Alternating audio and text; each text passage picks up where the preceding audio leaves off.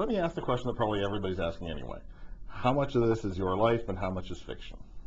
Well, I think that certainly the frame of the story is very similar to my family's story. You know, my grandfather paid the head tax, and he had children in China while he was still living in Canada.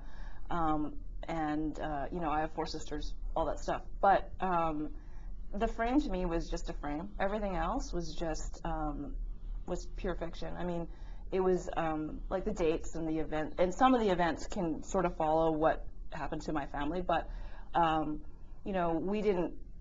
None of my family didn't keep records. My family doesn't talk much about the past, so it was really all just me thinking about if it was like an alternate reality and it was like sort of my family, but in another place, or another time, how that would work, like what would have happened in those spaces that we don't know about.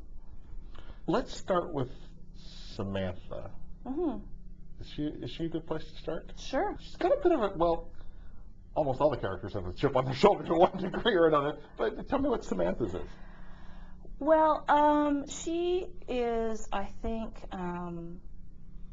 she doesn't hate Vancouver, although a lot of reviewers have said that she loathes Vancouver, but I don't think that's true. What I think is that she hates the idea of being with her mother specifically, because her mother, I mean, she's a bit crazy. Let's just, you know, call a spade a spade. She's a bit nuts. So she doesn't want to live with her, and she feels very burdened being the youngest in a very large family, with everybody else's sort of discarded responsibilities. And so the first thing she does when she can is to run away. But I mean, eventually, she has to come back because someone has to live with their mother because she's crazy. She can't live on her own. So it falls to her to come back because she's the one who's been away for the longest at this point, I think. I don't know if she's been away the longest, but she's the one who's been away, so now it's her turn. Which is basically what her sisters say. Yeah, it's your turn. It's like they're kind of waving goodbye, Yep. Literally, you know, as the last sister gets married, goes, yeah, you're stuck with mom now. Drive faster. Yeah, exactly. So I think she's angry about that. She's angry because, you know, in a way I think she's sort of the girl that we all know, or that we've all been, or that, you know, we've all dated, whatever it is. And she's confused, she's angry, she's resentful, she hasn't figured anything out. And the way I see her is that her contemporary life is on a collision course with her family history. And she's, of course, going through this identity thing, which all the characters go through as sort of identity issues. But for her, the way she works out of her identity is with her sexuality and with her body, and because that's like the easiest tool at hand to use to figure out who you are or to figure out what you don't want. Let's go back to the generation that starts it all, the grandfather. Yeah. Tell me about him. He was the first character I ever wrote. He came out very fast, very quickly, and very easily for me. Because when I started writing this book, I was actually thinking about my grandfather's head tax. I have a photocopy, not the real one. I have a photocopy of his head tax certificate, and I had always had it from when we first dragged it out when I was 16. I had it framed and on my wall, and so I would sit in my office at home and look at it because it was sitting right there in front of my computer, or above my computer, and he was 18, I think, when the photo was taken, and I was thinking, well, what happened between 18 and 80? Like, what about all those years that nobody ever talks about?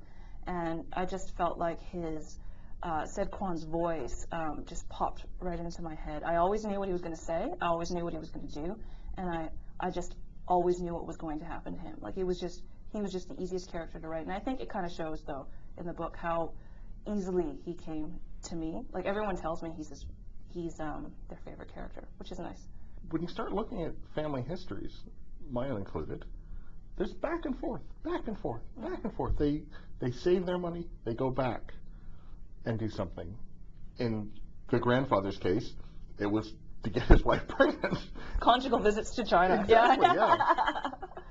You know, I think for the Chinese Canadian community in general, there's a lot of, you know, sort of blood ties to China, and a lot of visiting back and forth, and I think it's the same for every immigrant family in Canada, because there's this idea that there's back home and there's Canada. Canada is, for most people, very rarely where they look for when they're looking for the roots, right? They always go back. They always go back somewhere else. Like, you know, for my husband, for him, it was Scotland, right? And yeah, no, and it is for a lot of people in Canada.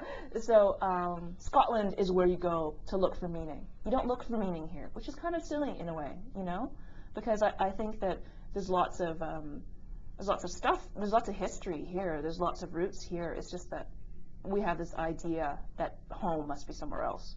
Do you know what I mean? Mm. Yeah, it's like, you know, we were in Scotland and we were on a train to Inverness, and my husband starts talking to this elderly Scottish couple, and she's like, "Oh, you're from Canada then?" And she says, "Oh, we have relatives in Canada." And then Troy says, "Well, I think everyone in Canada has some Scottish blood in them." And I said, except me." Hello. Chinese girl here. Wasn't that obvious?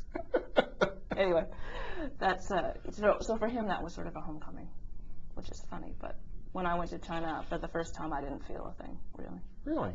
No. And it wasn't until I started sort of digging around in Chinatown and I was a little older, I think I must have been about 19 or 20, that I started feeling like this is where I'm supposed to look, not over there. I'm looking forward to what you come up with next. Oh, thank you. The book is The End of East. I've been speaking with the author Jen Sookfong Lee, and The End of East, published by Knopf Canada.